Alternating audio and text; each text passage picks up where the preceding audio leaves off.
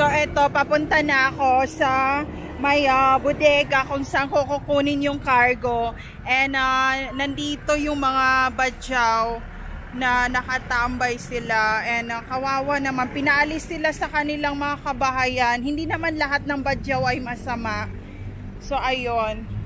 Meron pa ditong dam 6117 na sakyan na white van. Ayan. So ayan, shout out. Walang pasok. Ayaw mag-aral. Walang pasok. Hindi punta school. Ay, walang balak mag-aral. Ayaw mag-aral. Hindi kayo papasok sa school. Ha? Mga pangalan? Ayaw yung mag-aral? Ayaw? Wala rin akong pang-enroll eh. Wala rin akong pang-enroll. Hindi ako pina-enroll ngayon. Ay, ang pangalan? Pangalan? Ha? Taga saan? Ha? Taga saan?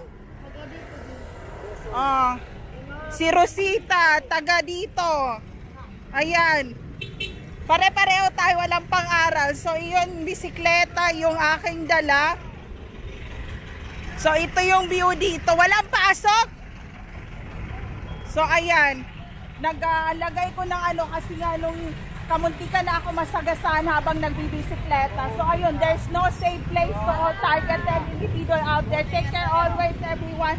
So, ito yung mga ano dito. Shout out El Shaddai. Pare-pareho tayong walang pera. Dedelensya muna tayo. So ayan, ito yung aking bisikleta. So papunta na ako doon. Tingnan nyo ang traffic talaga. Oh, nandito ako sa may Novaliches, Quezon City, Manila, Philippines. Ayan, shout out sa mga motor ngayon. Ayan, na mga jeep. So may Mayana. See you later, friends. Ayan. Don't forget to subscribe my YouTube channel, Jassy Pilipina YouTube channel. Walang pasok. Wala. So, ayun.